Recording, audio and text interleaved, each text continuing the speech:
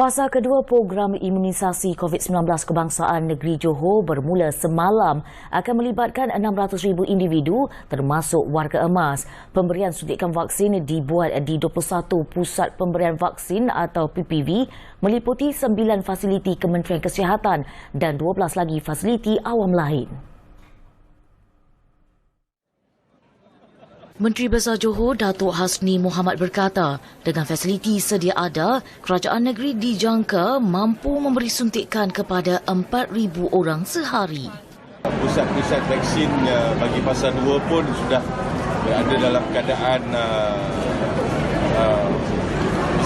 siap sedia, di mana keupayaan dan kemampuan untuk menguruskan fasa 2 ini telah dilaksanakan dengan baik. Terdahulu beliau meninjau hari pertama fasa kedua program itu di PPV Dewan Muafakat Johor Ada Heights di Johor Bahru. Ketika ini 90% daripada 35,100 petugas Barisan Hadapan di Johor selesai diberikan suntikan, manakala baki selebihnya akan disempurnakan pada fasa kedua ini. Sementara itu, Kerajaan Negeri Johor berharap pemberian tambahan 100,000 dos vaksin kepada individu yang layak berulang alik ke Singapura dapat disegerakan dan tidak tertakluk kepada tarikh pembukaan sempadan Malaysia-Singapura. Ini kerana persiapan ke arah untuk mendaftarkan mereka yang layak sudah dibuat menerusi pembangunan laman web Johor Immunity Planning System atau IMMU Plan.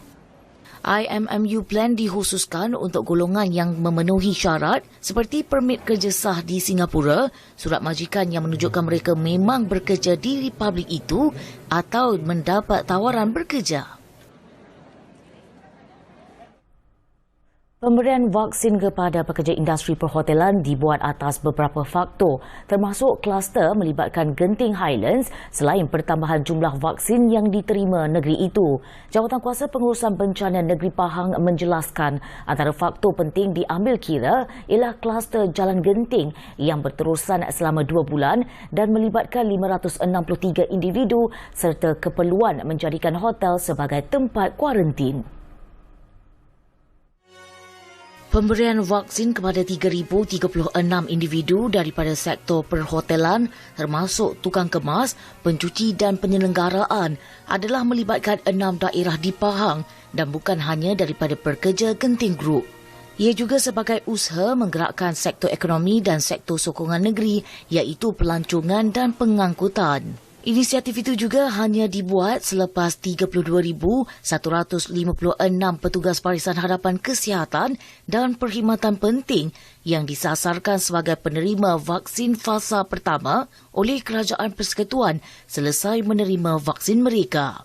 Pahang kemudiannya menerima 5,319 dos tambahan dalam fasa pertama yang disasarkan kepada petugas Barisan Hadapan selain Kementerian Kesihatan termasuk guru komorbid dan sebagainya dengan 3,820 orang guru telah menerima vaksin itu dalam 2 fasa berbeza.